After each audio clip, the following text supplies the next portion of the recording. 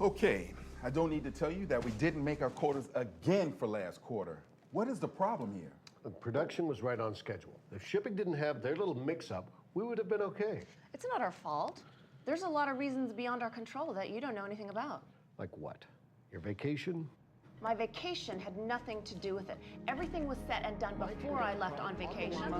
Everything we're doing there still was Hi, I'm Ed Oakley, co-author of Leadership Made Simple and CEO of Enlightened Leadership Solutions. What you just saw is an example of a type of meeting that takes place all too often, I'm afraid. Leaders and team members strive to meet their goals by exhaustively analyzing their problems and trying to fix them. Well, our experience has shown that the key to powerful leadership lies not in analyzing what went wrong, but rather in building on what went right, what is already working.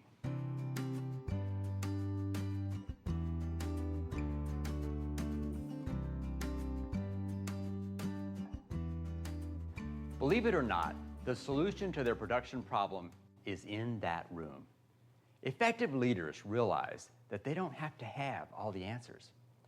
In fact, the answers to most problems or challenges lie within their own team, in the room, if you will. Taking the burden off of a leader by acknowledging that the leader does not have to have all the answers is a very, very wonderful and liberating thing.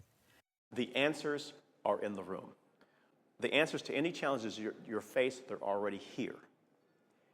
If you tap into the creativity, the minds of the people who are already inside your organizations. As a leader, the key to unlocking those answers begins with asking 5 effective questions. 5 questions that make up a process called the Framework for Leadership. What are effective questions? Effective questions direct people's focus forward to possibilities and solutions, instead of backward to failures, blaming, and excuses. Questions with a forward focus shift the energy and attention to the solution, what is working, and what we can do to move forward. The framework incorporates these positive, effective questions into a 5-step process. Step 1 is focus forward. The effective question for this step is, what is already working? What successes are we having? Step 2 is analyze successes. The effective question for this step is what caused this success.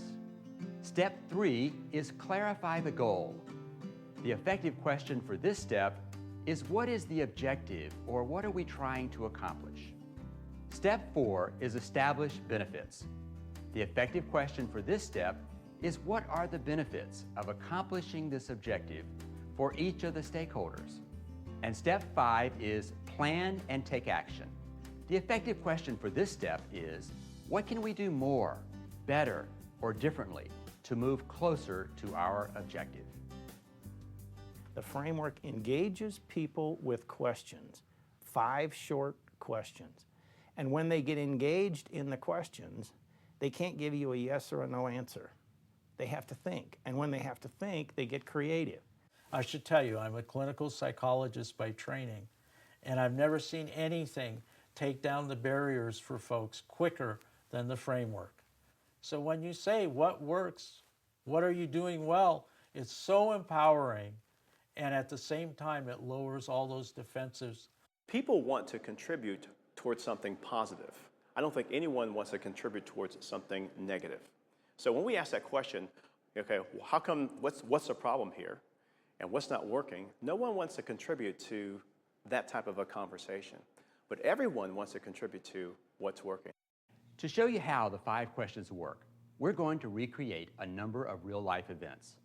Let's begin by watching Lonnie Sproat, Vice President at a large insurance company, and how he used the 5 questions to turn around an entire customer service operation whose customer satisfaction level was at an all-time low of 58%.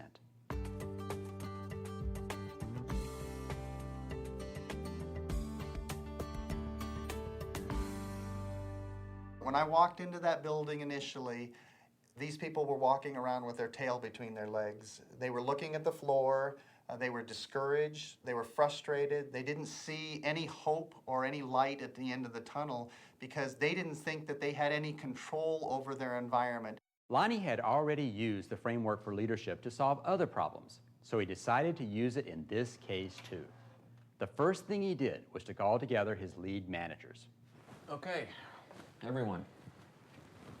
We have a problem with our customer satisfaction levels. We all know that. But I don't want to concentrate on that right now. What I want you to tell me is, what is working? What are we doing right in this office? Obviously, nothing's going right.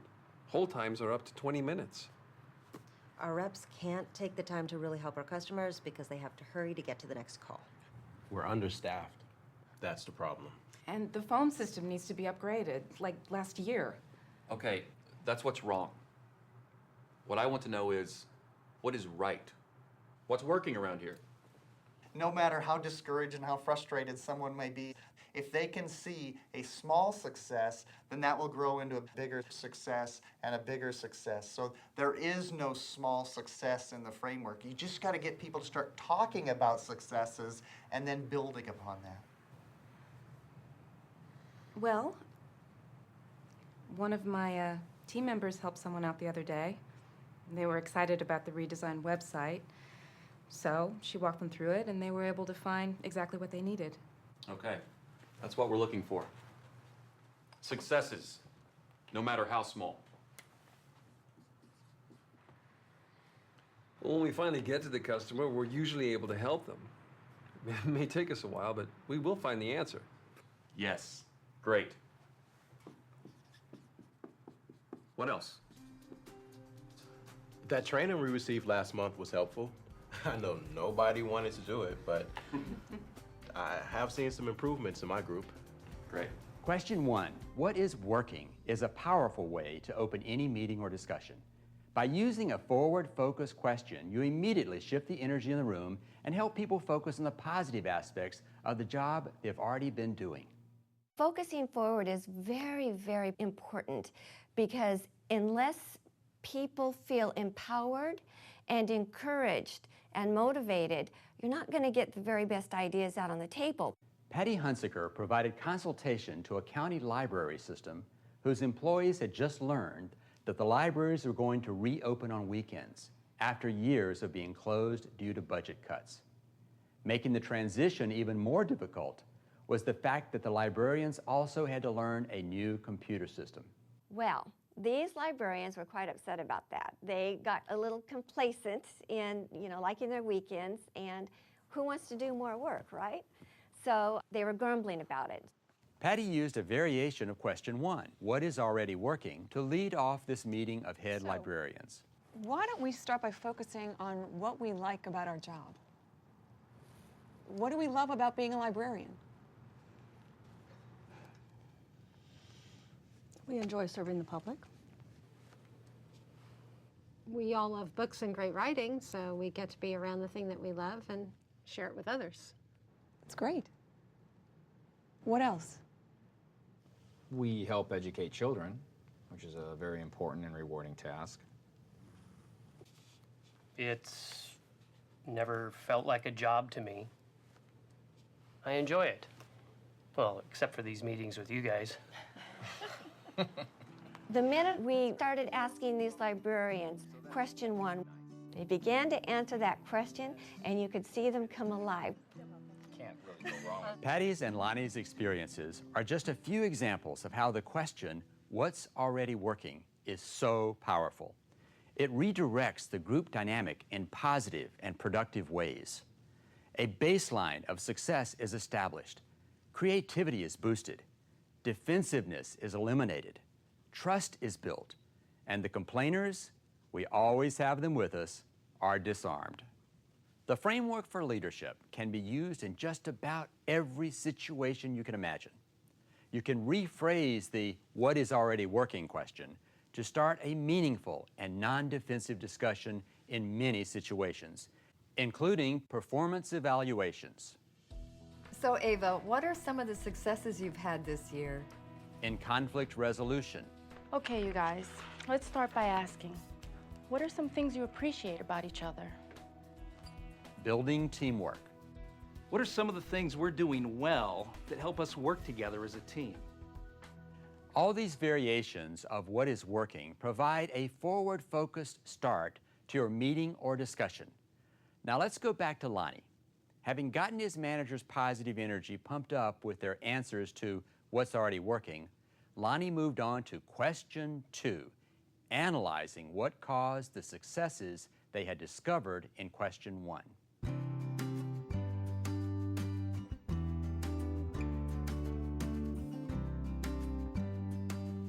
Okay, so we know a lot of things that we're doing that make us successful.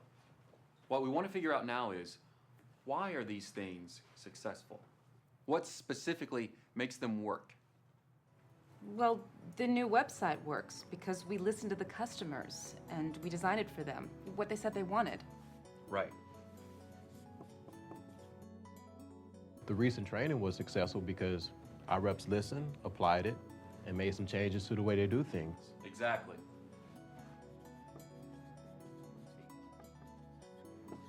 Okay. What about our success with customers? What makes that work? I think that we are successful when we finally get to talk to each customer because our reps, their experience, their knowledge, it really makes a difference. They'll find the answer. And we really do care about the people we serve. That also makes us successful. We've all been told to learn from our mistakes, but there's a tendency in organizations to look for the reasons for failure rather than the reasons for success. What's more productive is to become fully aware of why you've been successful, so you can repeat that and teach others. For example, we consulted with a high-tech laser development firm several years ago. As we talked with them, they realized that whenever they lost a sale, everyone spent days dissecting the reasons for that loss. But when they were awarded a project, everyone cheered and then forgot about it. They had no idea why they won certain bids, but they knew in detail what they'd done to lose others. Well, they realized that the real value was in analyzing those successes when they did win, so they could be consistently repeated. Question 2 acknowledges individuals and teams for their contribution to what's been successful and makes people actively think about the critical factors that have led to their success. It also reveals how you can duplicate your own success, and it helps in transferring it to others. Question 2, why are we successful, can have several variations. Among them are, What specifically caused you to be successful in each of these situations? Okay, Gary, you said that Nick is a hard worker. Why do you appreciate that about him? Okay. What did you do differently this time versus last time to create a higher level of results? Question 2 further breaks down barriers and energizes your team. Now you're ready to ask question 3. What is our objective?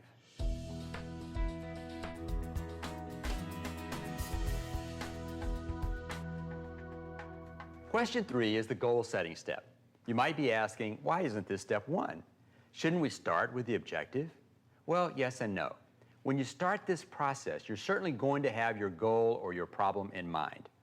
But we found that it's best to first set a foundation of creativity and forward thinking by working through questions 1 and 2 first. Then when you reach question 3, your team should be ready and eager to have a say in exactly what those goals and objectives are. As we all know, this is a key part of buy-in. If it's their plan, they'll feel more responsible for making it work. One of the goals has to be to get those hold times under 2 minutes. Oh, absolutely. As long as we're being specific, we need to raise our 58% customer satisfaction level substantially. Yeah. Okay, what else? An unexpected benefit of question 3, and one of the reasons it's step 3 instead of step 1, is that sometimes you'll find that what you initially thought was the goal really isn't. Questions 1 and 2 give you and your team the creative insight to fine-tune your objective. If you go into the framework situation with some idea that you want the group to come out with, then you're going to be forcing this and everybody's going to see that. If you're going to use the process well and successfully, you as an individual leader have to let go of what you think the outcome is going to be. Okay, great. What else? We need to focus more on what works for the customer and less on what's convenient for us. What do you mean? Come on. And the call centers shut down at 3:30 every afternoon, mainly so that we can have an easier commute. Now, those customers, they're still calling in long after 3:30. I think we all know that those hours work more for us than they do for the customers. Yeah, Sally's right. If we're serious about providing the best service possible, then I guess we should stay open later. I think what we did through this process is we got them to think differently and say, you know what really matters is what your customer thinks about what you're doing, not so much what you think about what you're doing. I can guarantee you, if we had started with changing everyone's personal schedules at the beginning, we would have mutiny. It's not always possible to achieve buy-in by allowing people to establish the objectives. Sometimes the objective is handed down from above, and you're expected to achieve it. In that case, question 4 is especially vital.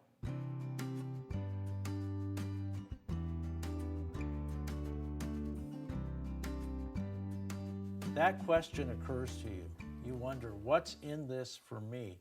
And when you can tell a person, this is what will happen if you buy into our process, that is so liberating to so many folks, because really a lot of people are detached from their work effort. This kind of reattaches the sense of a shared effort. In step 4, you ask the question, what are the benefits of achieving this goal?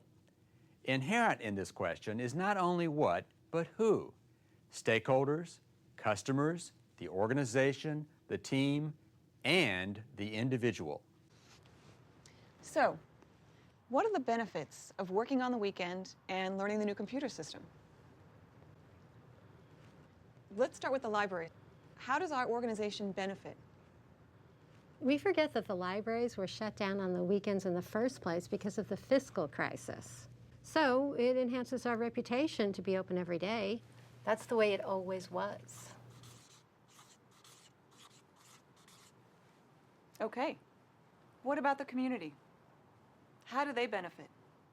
People will once again have the opportunity to visit the library on the weekends. That's a huge benefit for the entire community.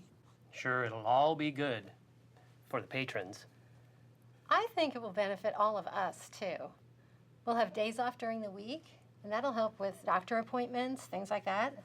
Well, I'm looking forward to learning the new computer system. I think it's going to make all of our jobs a lot easier. You think so? Absolutely.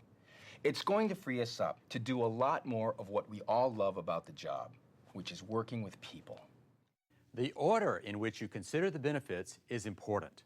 If you ask a subordinate, what is the benefit for you personally, too early, they won't want to appear selfish. But if you begin by considering the benefits to the organization, the customers, the department or team, individuals will feel better about wanting a piece of the benefit pie. And when they know what that piece is and they feel they can get it, you've got ownership and buy-in and eventually accomplishment. Now your team is energized and ready to go. But what are they going to do? That's the purpose of question 5, deciding what has to be done to move closer to the goal.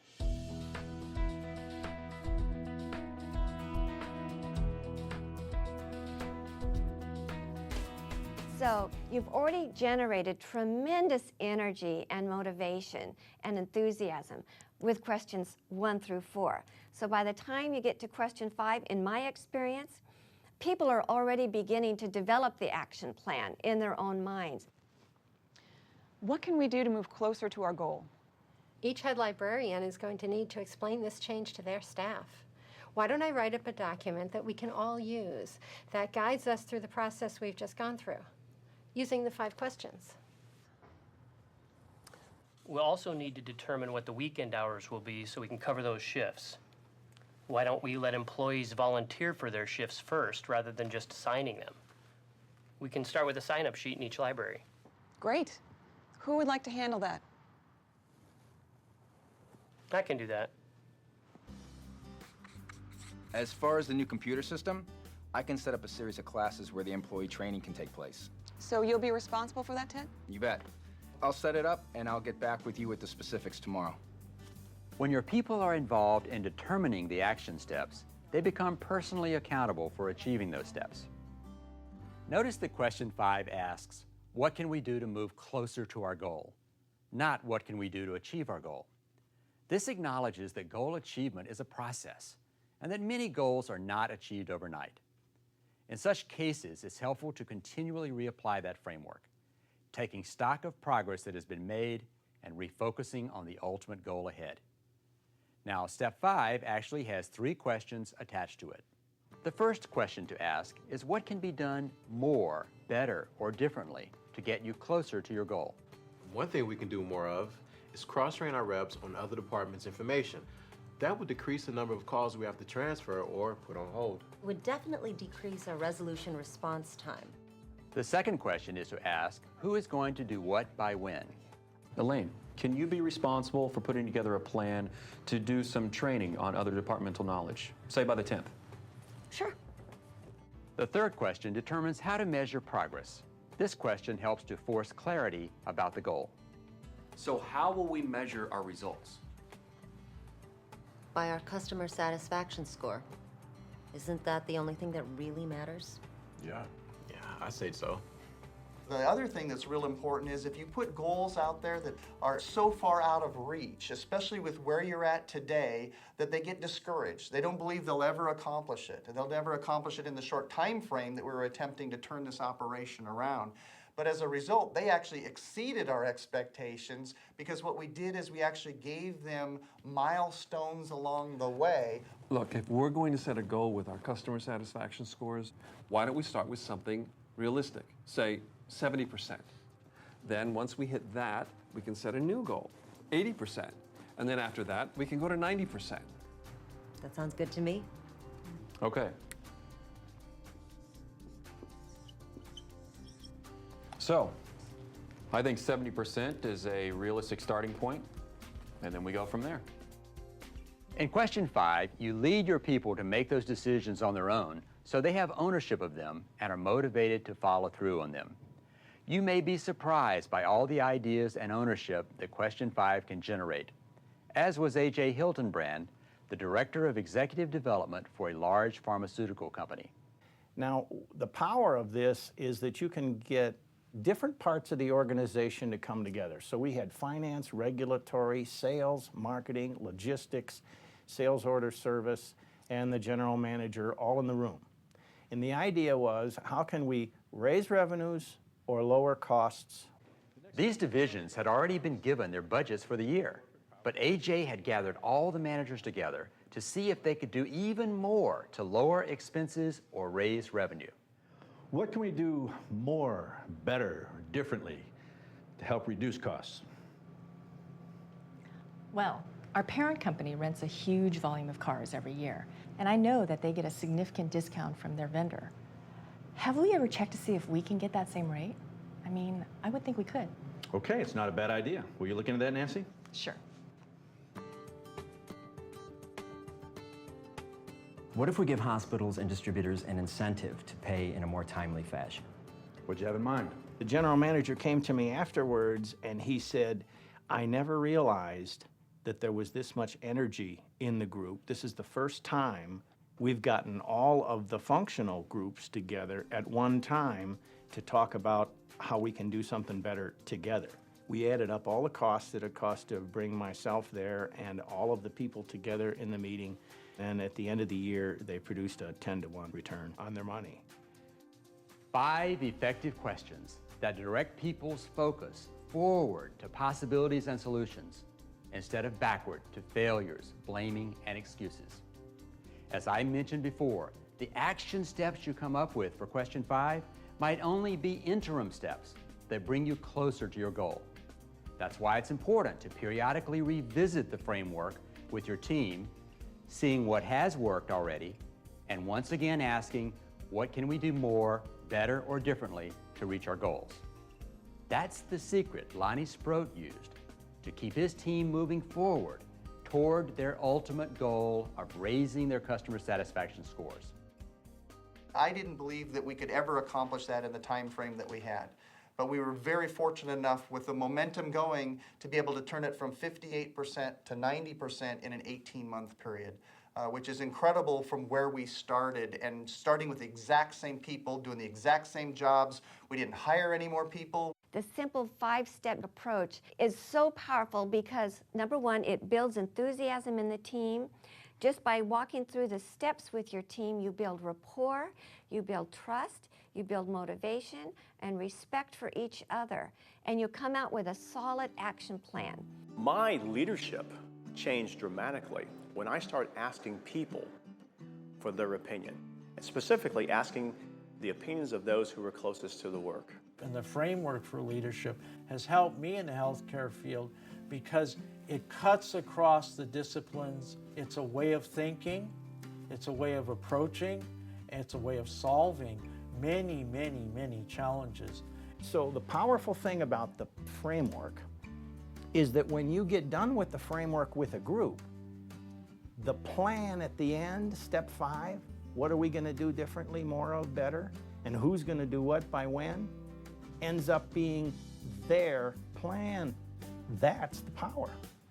Starting today, use the 5 questions every leader must ask to resolve the challenges you're facing and achieve your goals. Your team will become engaged and inspired to be the best they can be. And you'll find that truly, the answers are already in the room.